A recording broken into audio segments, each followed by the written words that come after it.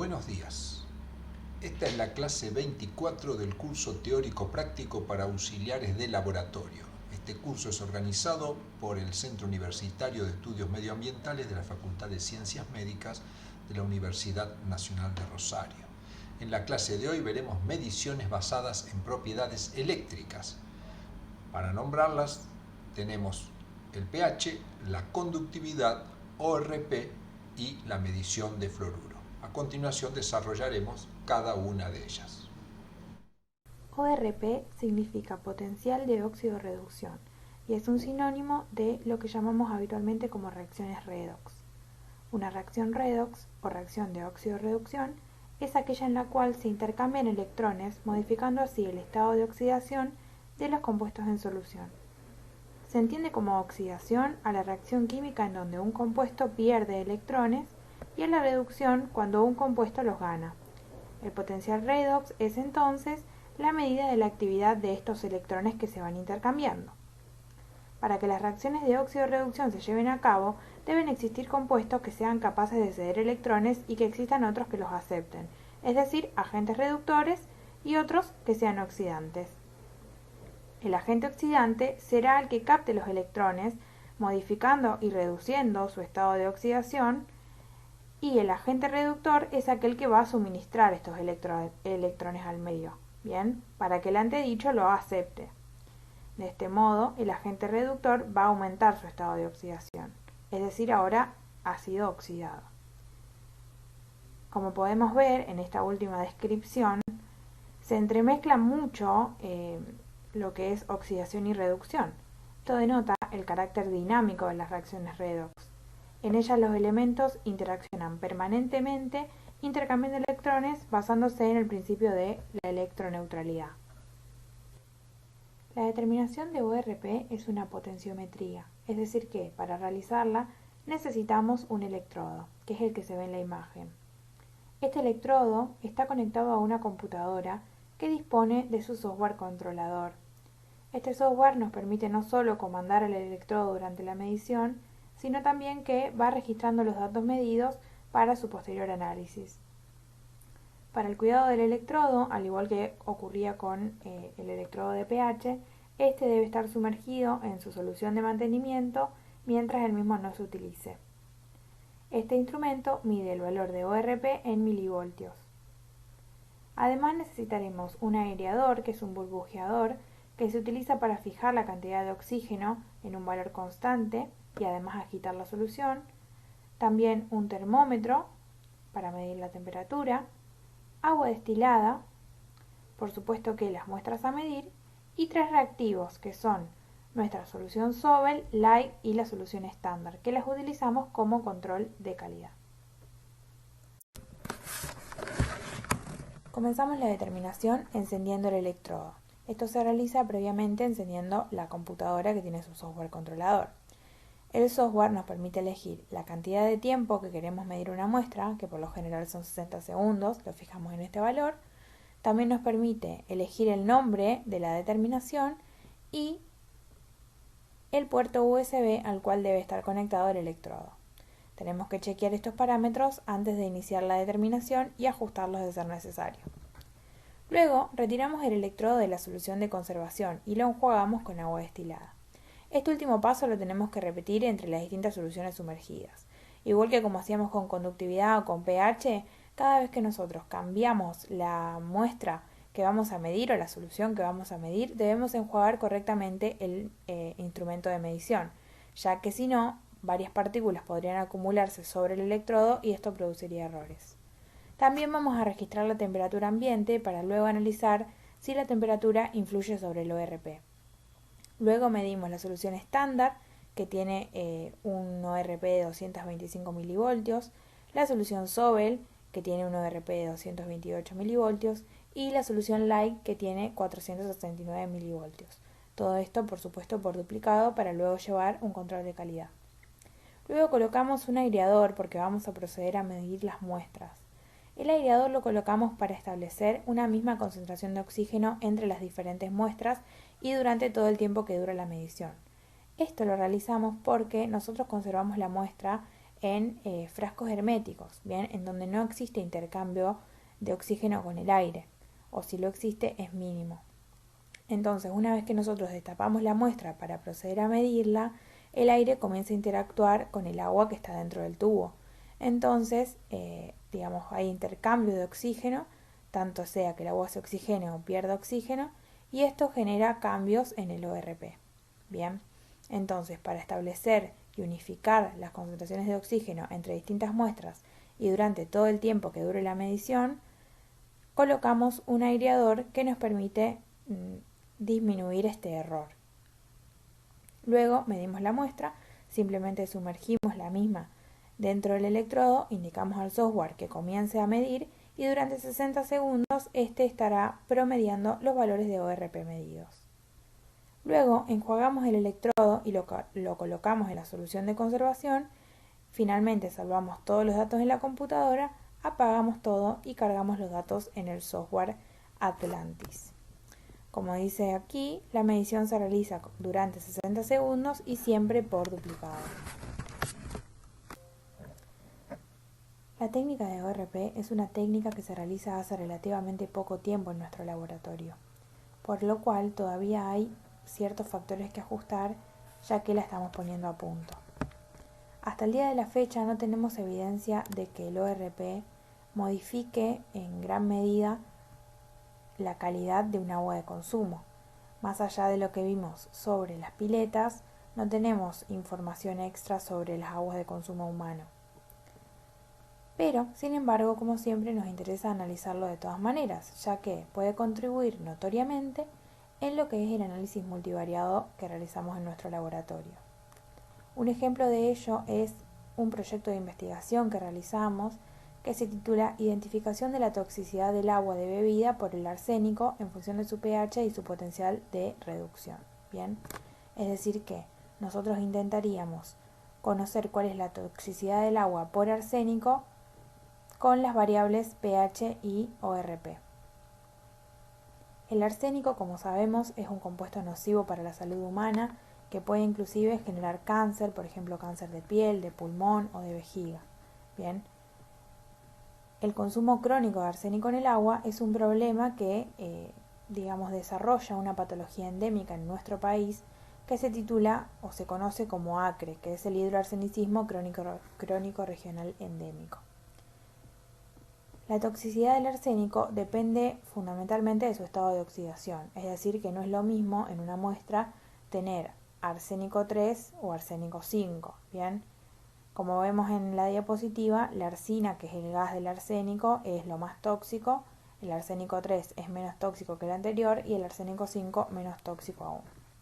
Entonces, conocer cuál es el estado de reducción del arsénico nos permite conocer cuál es su toxicidad. En el laboratorio realizamos una técnica espectrofotométrica para medir el arsénico que no logra diferenciar si es arsénico 3 o arsénico 5. Por lo cual sería muy útil con estas otras dos variables, pH y ORP, poder establecer si la muestra tiene mayor concentración de arsénico 3 o de arsénico 5, ya que si tiene mayor cantidad de arsénico 3 sería más tóxica que si tiene arsénico 5. Para finalizar la presentación, observemos el análisis parcial de los datos obtenidos hasta el momento. Se han medido 231 muestras en la variable ORP. En el gráfico de la izquierda podemos ver el box plot que indica una mediana cercana a 200 milivoltios con un rango de 100 a 500 milivoltios. La mayor cantidad de muestras se hallan entre 200 y 250 milivoltios, como lo muestra el histograma. En el gráfico de dispersión podemos ver lo mismo, que la mayor cantidad de muestras se encuentran por debajo de 300 milivoltios. La conductimetría es una técnica que mide la capacidad que tiene una muestra para conducir la corriente eléctrica y la variable medida lleva el nombre de conductividad. Esta tiene relación con la cantidad de iones presentes en solución y con la viscosidad de la muestra. Esta última variable, la viscosidad, puede estar influenciada por la temperatura. A modo de ejemplo, tenemos el agua destilada que no tiene ningún ion y tiene una conductividad de 0 milisiemens. Esta es la unidad de medida con la cual medimos la conductividad eléctrica. Para realizar esta determinación utilizamos un conductímetro. Este instrumento dispone de un electrodo que es capaz de medir el flujo de iones que hay en solución. La unidad de medida, como dijimos, es el Siemens, pero nuestro instrumento de medida mide en milisiemens por centímetro. Los materiales necesarios para esta determinación son el conductímetro, que es el instrumento de medida, vasos plásticos para colocar la muestra de aproximadamente 30 mililitros de volumen, agua destilada, termómetro y nuestro reactivo, en este caso el QC de conductividad. La técnica para medir conductividad eléctrica es muy sencilla. Lo primero a realizar es medir la temperatura ambiente, ya que, como dijimos, la viscosidad de las soluciones puede alterar los valores de conductividad, y esta depende, entre otras cosas, de la temperatura. Luego vamos a encender el conductímetro y medir la conductividad del agua destilada, es decir, en un vaso plástico de medida colocamos agua destilada, cuyo valor debe ser 0. Cuando ésta no dé un valor 0, quiere decir que hay un error en el conductímetro o hay un error en los recipientes en donde nosotros colocamos el agua destilada. ¿Por qué? Porque alguno de ellos tiene iones. Bien, alguno de ellos no fue correctamente lavado. Entonces, para evitar errores, cuando la conductividad del agua destilada dé superior a 0, debemos lavar los instrumentos. Luego, vamos a medir el QC de conductividad. Su valor nominal, es decir, su valor teórico, es de 1.41 milisiemens por centímetro. Este, como sabemos, debe dar lo más cercano posible a este valor. Luego de medir cualquier solución, vamos a enjuagar correctamente el conductímetro entre muestra y muestra. Bien, para esto utilizamos agua destilada con ayuda de una piseta y también agua destilada que colocamos en un vaso de precipitado y dejamos allí sumergido el conductímetro unos segundos. Esto nos permite eliminar todos los iones que puedan haber quedado impregnados en el electrodo y que nos den errores. Posteriormente se realiza la medición de las muestras y se registra el valor medido. Todo se mide por duplicado. La medición es muy sencilla porque el conductímetro está diseñado para ser introducido dentro de la muestra y automáticamente en el display indica el valor de conductividad de la misma. Es decir, ese valor es el que debe ser registrado. Esto lo realizamos por duplicado, previamente obviamente enjuagando el conductímetro como lo hemos explicado anteriormente. La determinación de conductividad también se puede practicar en suelos. Esta práctica es realizada también en nuestro laboratorio. Para ello, como no se puede medir directamente desde un medio sólido, debemos preparar una suspensión de la muestra de suelo con agua destilada. Esto se agita y el sobrenadante que queda se mide como si fuera una muestra de agua. Como vimos, la medición de conductividad es una técnica sencilla. Sin embargo, esta nos brinda una gran cantidad de datos que son muy útiles en el trabajo diario en el laboratorio.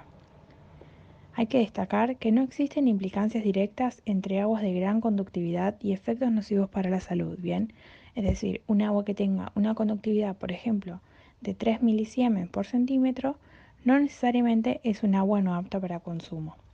Sin embargo, si analizamos los componentes de aguas principales, podemos observar que aquellas muestras que tienen una gran cantidad de conductividad son las que también tienen mayores concentraciones de iones disueltos. Entre estos pueden existir algunos perjudiciales para la salud, como son el arsénico o el flúor que ya estuvimos viendo. Es decir, que la conductividad es una medida indirecta de la concentración de solutos que hay en solución, dentro de los cuales algunos pueden ser nocivos, pero no necesariamente. De esta manera podríamos estimar que a ciertos valores de conductividad en las aguas podrían ser más o menos tóxicas para la salud humana, tomando en cuenta las sustancias que se encuentran en disolución en ella. En nuestro laboratorio este dato es de gran importancia. Por ejemplo, hemos realizado un trabajo de investigación en donde desarrollamos un método de control de calidad para las determinaciones químicas de componentes iónicos en aguas de consumo. Bien, Lo que nosotros hicimos fue tomar la concentración de cloruro, calcio, sodio, nitratos, nitritos, amonio, fosfato, carbonato y bicarbonato, es decir, los iones que medimos en el laboratorio, y correlacionarlos con la conductividad del agua. Esta correlación fue ampliamente positiva, como se observa en el gráfico, y también fue significativa. De este modo podemos observar en la gráfica que hay ciertos puntos que se escapan de estas líneas punteadas que indican la correlación positiva y significativa. Estos puntos azules deberían volver a ser medidos, ya que o la conductividad se ha medido mal o alguna de las determinaciones de los otros iones tuvo algún tipo de error. De esta manera tenemos otro control de calidad más para sumar a nuestro trabajo diario y poder así ofrecer resultados más certeros. Otro uso práctico que le damos a la conductividad en nuestro laboratorio es para predecir los valores de otras determinaciones y así facilitar nuestro trabajo y disminuir los costos del análisis. Por ejemplo, en la determinación de cloruro, que ya la hemos visto, es una técnica volumétrica en donde es necesario agregar una sustancia titulable que lleva a cabo una reacción. Esta solución de titulación se agrega en grandes cantidades si hay mucho cloruro en el agua. Bien. Entonces, si nosotros tenemos una tanda de aguas que tengan gran cantidad de cloruro, gran concentración de cloruro, vamos a necesitar agregar una gran cantidad de esta sustancia titulable. Sumado a esto lo medimos por duplicado, es decir que vamos a gastar gran cantidad de volumen de esta solución. No solamente nos interesa esto por los costos, sino también por el tiempo que conlleva preparar los reactivos, ¿bien? Es decir, buscábamos una manera de gastar menos volumen de la misma. Para esto establecimos una relación entre el cloruro y la conductividad y apreciamos que algunos valores de conductividad se correlacionaban con valores altos de cloruro en el agua. Entonces, desde este momento cargamos esos puntos de conductividad en el software y cuando medimos cloruro y necesitamos saber qué muestras hay que medir, el software estima si la muestra puede tener mucho cloruro basándose en la conductividad. Entonces, si la misma es alta, indica realizar una dilución de una parte de la muestra en 5 partes de agua, es decir, una dilución 1 en 5, o de una parte de muestra en 10 partes de agua, 1 en 10. De esta manera la muestra queda diluida y nos permite utilizar menos reactivos, ahorrando tiempo y recursos. Veamos el análisis parcial de los resultados obtenidos. Como sabemos, se realizan todo tipo de análisis en el laboratorio y llevar un control de calidad es muy importante, ya que nos permite llevar un resultado confiable a la población que solicita nuestro servicio. Bien, vamos a ver entonces las primeras gráficas, que son la estadística básica de este componente, en donde tenemos un N, una cantidad de mediciones de 411. Vemos en la primera gráfica un box plot o gráfico de cajas y bigotes, en donde observamos que el valor mínimo es prácticamente cero. Bien, hay muchas muestras que no tienen ningún ion en solución, parecidas al agua destilada. También tenemos una mediana que oscila entre 0,75, creo yo, o sea, está por debajo de 1, y un máximo que se encuentra por encima de 10. Es decir, que hay muestras que tienen gran cantidad de conductividad eléctrica y por ende gran cantidad de iones disueltos en ella. Sin embargo, cuando observamos la segunda gráfica, podemos ver que la mayoría de los valores se encuentran, como era predecible al mirar el boxplot, en valores menores a 2, ¿sí? Y cuando vemos la gráfica de dispersión, que es la tercera, vemos que los valores que están cercanos a 10 son muy pocos, son únicamente 2 valores, ¿bien? Y por encima de 8 tenemos aproximadamente 4. Es decir que estos valores no son lo habitual. Se concentran la gran mayoría en la parte inferior de la gráfica, es decir, a conductividades menores. En el laboratorio analizamos muestras de distinta procedencia, como ya lo sabrán, por ejemplo, pozo, red, ósmosis inversa, envasada, superficial, de filtro y otras.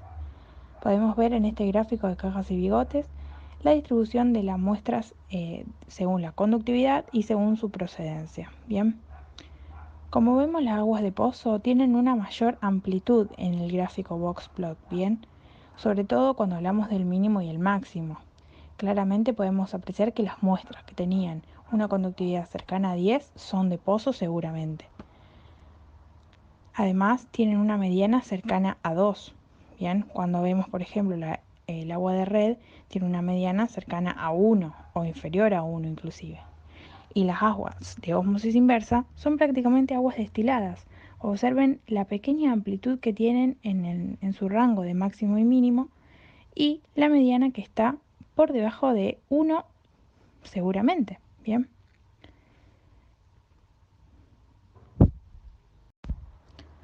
Por último, observamos las gráficas de control de calidad, en donde en la primera tenemos el control del UDS con los valores permitidos de -2 y +2 y el valor 0, en el cual deberían oscilar la mayor cantidad de nuestras mediciones sin tener una tendencia.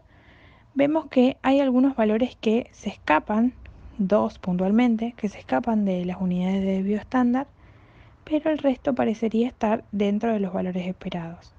Sin embargo, hay algunos que están más dispersos que otros, sobre todo en las últimas determinaciones. Deberíamos analizar qué es lo que está cambiando o qué es lo que está fallando en nuestra técnica para así poder encontrar el error.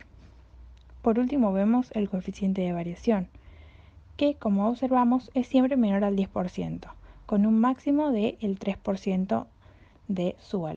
El pH o potencial de hidrogeniones es el logaritmo inverso de la concentración de hidrogeniones que hay en una solución. Nos permite determinar la acidez o la alcalinidad de una sustancia. Depende de la concentración de protones que hay en una solución. Sus valores se asocian a una escala que nos permite estimar cuán ácida o básica es una sustancia y es una magnitud cuantitativa pero adimensional, lo que significa que puede ser medida según una escala de valores, pero que no tiene unidad. Como vemos en la imagen, existe una escala de pH que va desde 0 a 14, en donde el pH valor 7 es el pH neutro. Ya vamos a ver qué significa esto.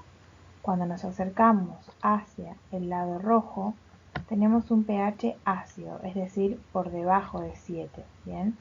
De 0 a 7 hablamos de pH ácidos. Cuando hablamos de un pH alcalino o básico, hablamos de pHs que se encuentren por encima del valor de 7, es decir, que vayan del valor 7 al valor 14. Recordamos que el valor 7 es el valor de pH neutro. Ahora sí, vamos a hablar del pH en el agua potable. Existe dentro de la ley 11.220 un límite recomendado de pH que va de 7 más o menos 0,02, ¿bien?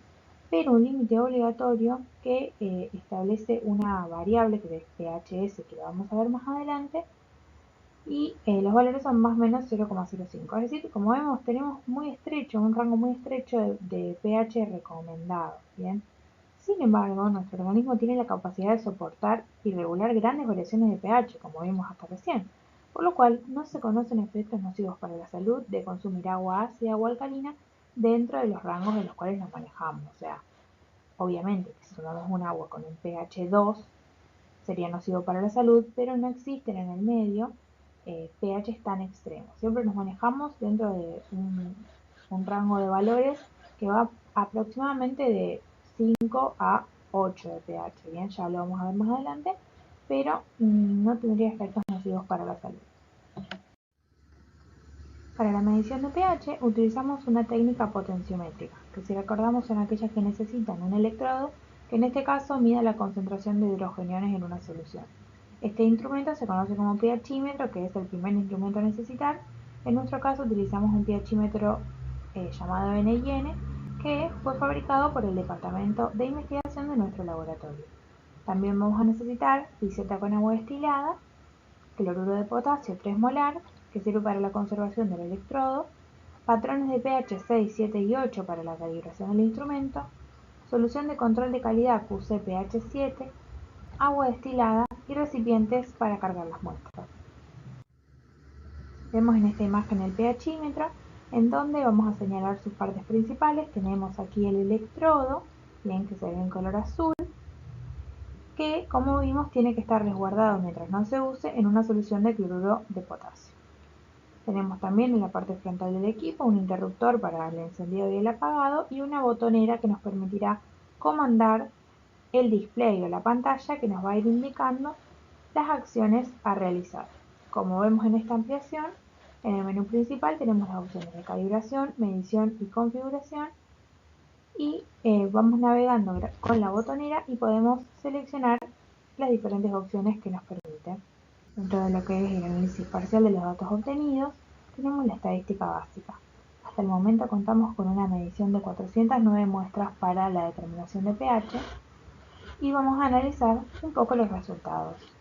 En la primera gráfica vemos un gráfico de cajas y bigotes o un box plot, en donde podemos apreciar que el valor mínimo medido fue cercano a 5, el valor máximo supera el pH 10, la mediana aproximadamente está en 7,5 y el 50% de nuestros valores determinado entre el segundo y el cuarto cuartilo está entre 7 y 8. Lo mismo podemos ver en esta gráfica tipo histograma, la segunda, la gráfica central, en donde vemos que el grueso de determinaciones está entre un pH 7 y 8. Bien. Finalmente, en la última gráfica podemos ver esta gráfica de dispersión, bien, que no indicaría tener ninguna tendencia, bien, los valores están ampliamente distribuidos entre distintos valores de pH. Sin embargo, nuevamente vemos que hay mayor concentración de puntos entre pH 7 y 8. Son muy pocos los que están por encima de 9 y son muy pocos también los que están por debajo de 6.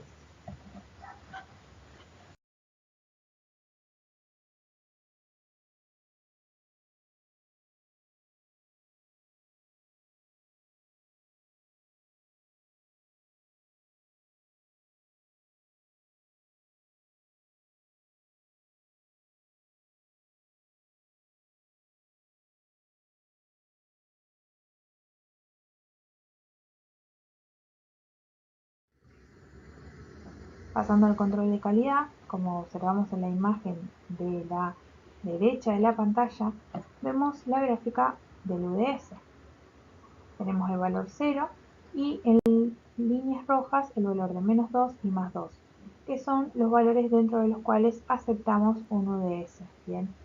Como vemos, la determinación, digamos, de la determinación aproximadamente de la 20 a la 50, teníamos valores muy buenos de UDS, sin ningún tipo de tendencia y oscilando a el valor 0.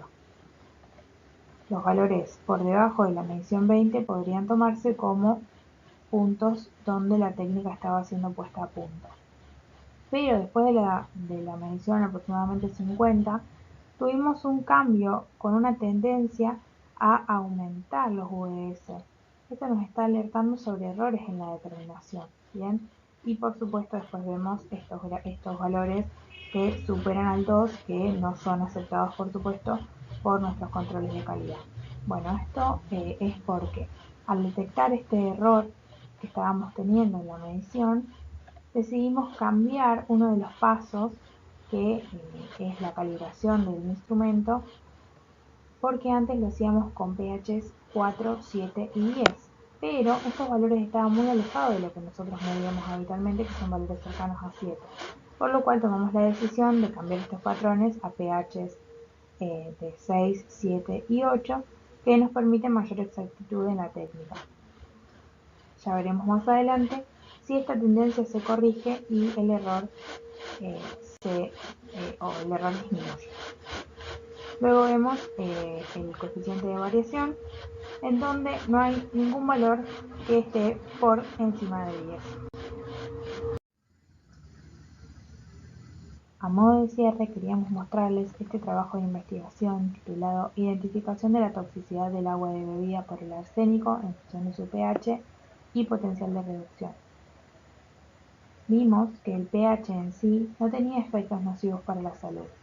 Sin embargo, gracias a la determinación de pH, podríamos estimar la toxicidad del agua por el arsénico, que sí es un compuesto altamente tóxico y con efectos nocivos para la salud.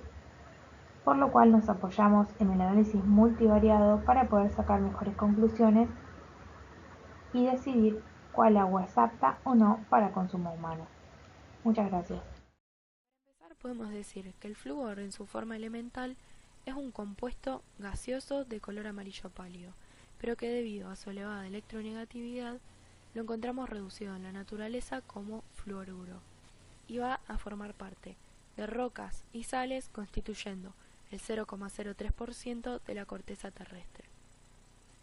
El flúor es uno de los componentes habituales del agua de consumo y va a ingresar al organismo de manera constante, ya sea en forma espontánea, con alimentos o como recurso terapéutico, pero su forma más común de ingestión es a través del agua de bebida, siendo su límite máximo recomendado, según la OMS y el Código Alimentario Argentino, de 1,5 miligramos por litro, pero también su límite óptimo sería de 1 miligramo por litro.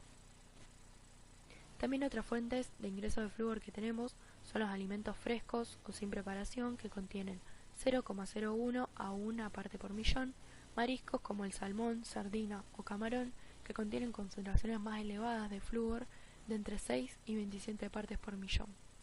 Los alimentos preparados, que son aquellos que van a necesitar de agua para poder ser consumidos, varían desde pastas hasta leche reconstituida, van a tener el contenido de flúor del agua empleada para su preparación. Por otro lado, las hojas de té secas contienen hasta 400 partes por millón de flúor y su infusión de 6 a 10. Esto va a depender tanto de la calidad del té como del contenido de fluoruro del agua con que se prepare el mismo. Y las hojas de yerba mate, que no concentran flúor, pero la costumbre de mate aumenta la ingesta de fluoruro si el agua lo contiene. Y la leche materna tiene 0,01 partes por millón de fluoruro.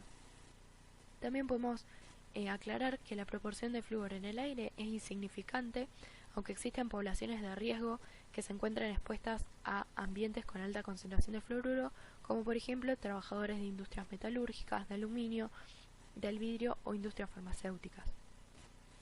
El fluoruro en el mineral óseo quizá es el destino más importante del fluoruro absorbido, ya que cuando se dirige allí reemplaza al hidroxilo en el cristal de hidroxiapatita y lo transforma en fluorapatita, que es de menor tamaño y solubilidad.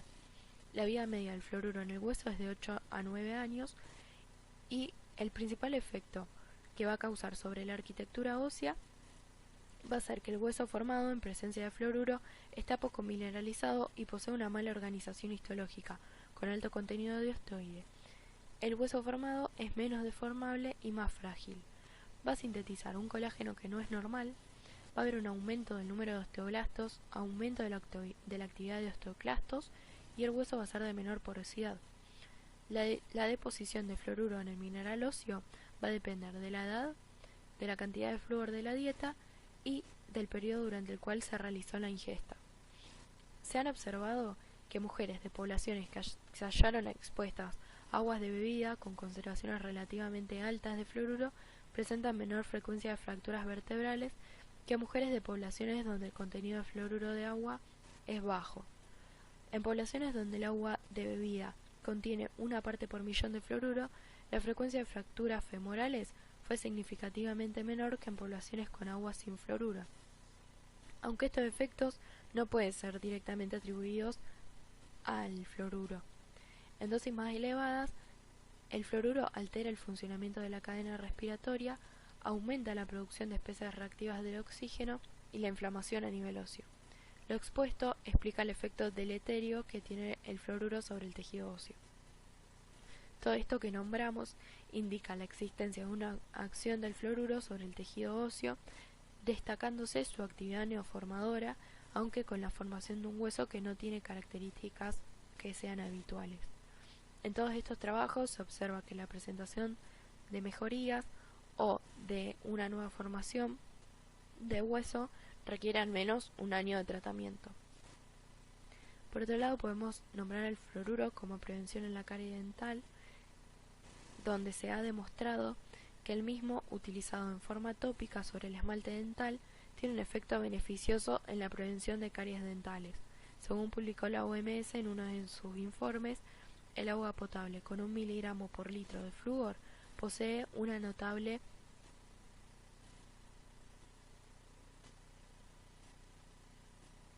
acción preventiva contra las caries, sin que existan pruebas que en esa concentración altere el estado general de la salud. Entonces encontramos flúor en dentríficos, que estos contienen actualmente 1500 partes por millón de flúor, pero como la dosis diaria de pasta dental es de aproximadamente 1 gramo, estaríamos expuestos a 1,5 miligramos de fluoruro. Si el enjuague no es adecuado, podría ingerirse parte del fluoruro, valor que dependerá de la magnitud del enjuague bucal luego del cepillado, pero nunca superaría los 1,5 miligramos por día. Lo que va a producir el fluoruro es una concentración local elevada que favorece el intercambio de oxidrilo por el fluoruro en el cristal de hidroxiapatita, y un efecto adicional que va a tener es el efecto bactericida que se logra con las concentraciones halladas en estos materiales.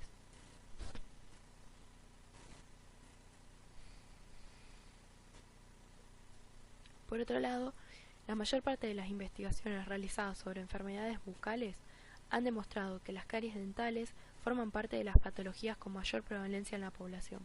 Esta patología, una vez instalada, va a generar muchas dificultades en la alimentación, situaciones de dolor, limitaciones, provocando muchas veces una barrera más al acceso de desarrollo social, generando situaciones de inequidad, dificultades de inserción laboral social, días de trabajo perdido, complicaciones asociadas a otras patologías, etc.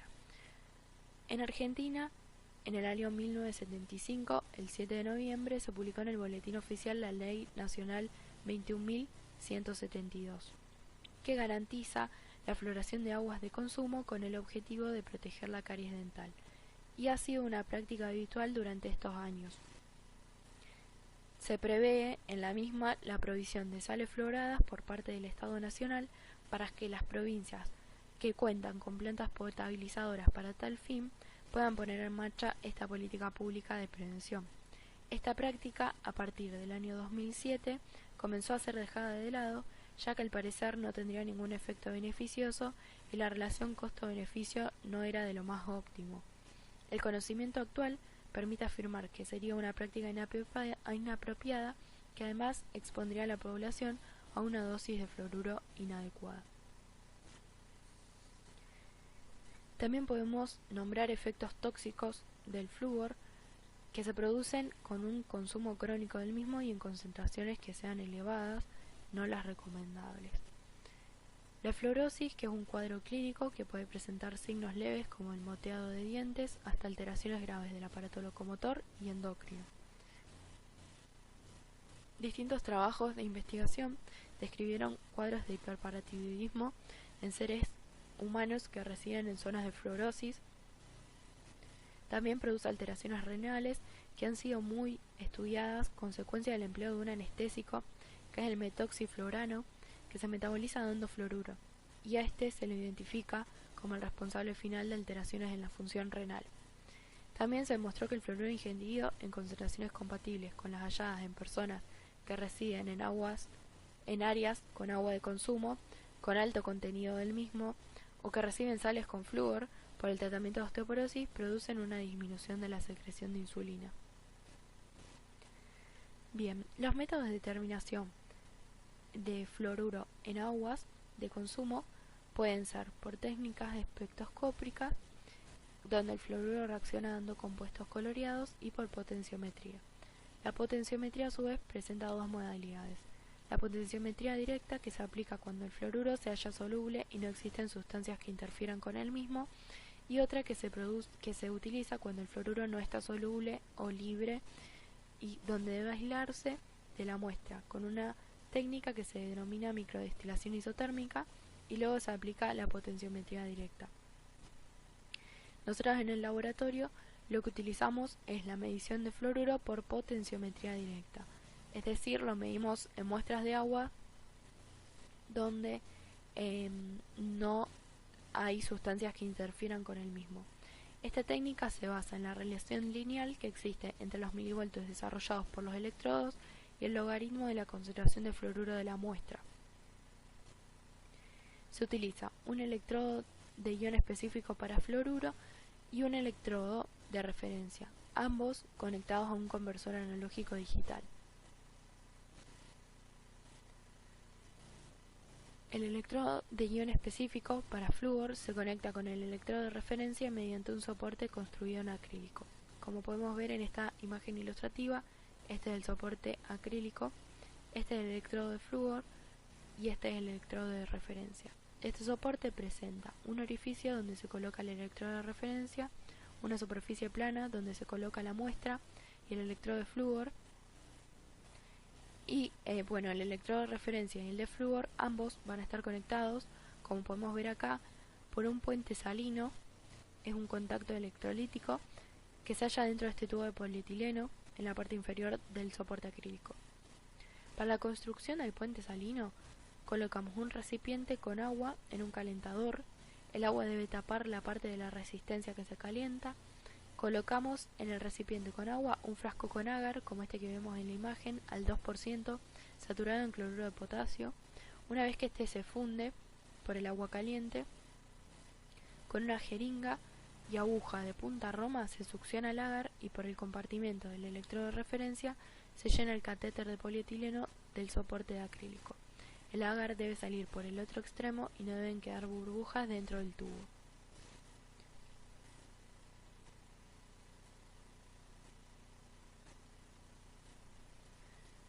Colocamos por otro lado el electrodo de referencia en su receptáculo, como vemos acá, y se agrega cloruro de potasio saturado hasta la tercera parte del contenedor.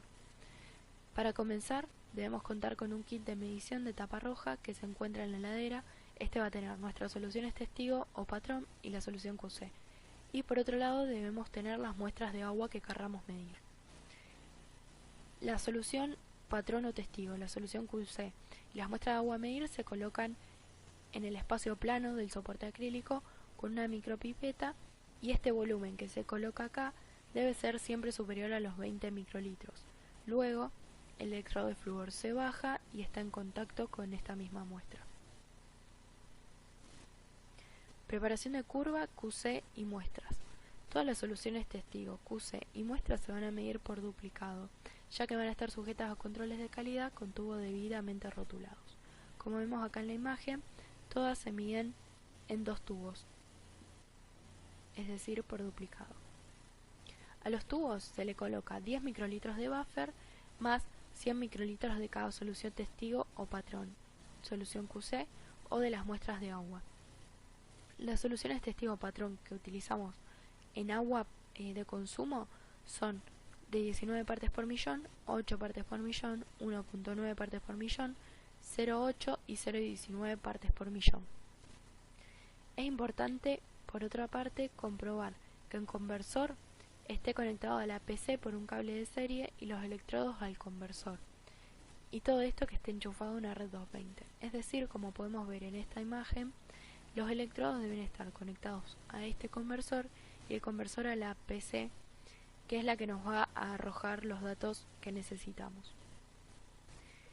Entonces se colocan los testigos, la solución QC y las muestras de manera consecutiva en el sitio de medición, que es la parte plana, donde luego va a estar en contacto con el electrodo de flúor. Damos la orden para bajar el electrodo y en el conversor va a haber una llave que dice medir, que es donde que la tenemos que colocar en esa posición, y finalizado el tiempo de medición de la primera muestra, que eso siempre se organiza en el software de la computadora, casi siempre es de 30 segundos, se coloca el conversor luego en standby, se levanta el electrodo de flúor y se seca con un papel absorbente y se procede a colocar la siguiente solución.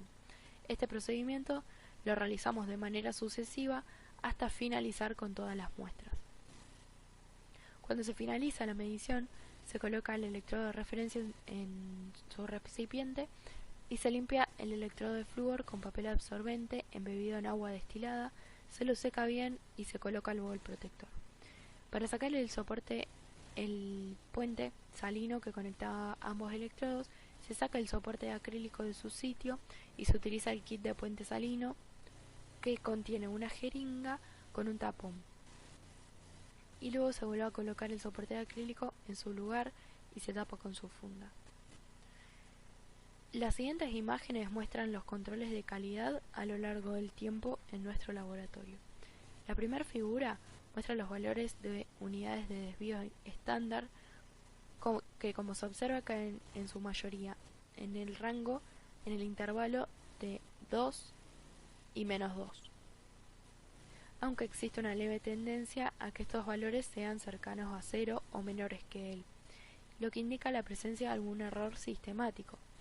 El valor de r al cuadrado es siempre muy cercano a -1, indicando una buena linealidad de la curva de calibración. El valor del CB porcentual indica que en las últimas mediciones se logró bajar el error aleatorio a valores deseables menores al 10%.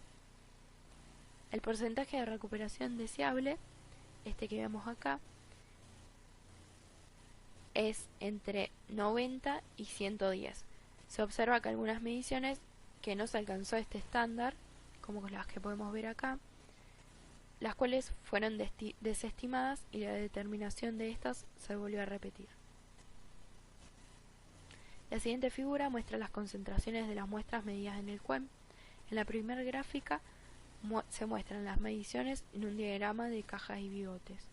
El límite superior de la caja indica el percentilo 75 y el inferior el percentilo 25.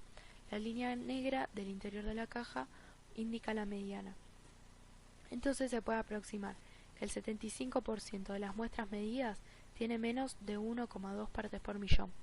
El 50% tiene menos de 0,5 partes por millón y un 25% tiene menos de 0,2 partes por millón. El valor mínimo medido, indicado por la línea de trazos, indica que es cercano a 0 y el agua de mayor concentración indica que superó las 5 partes por millón.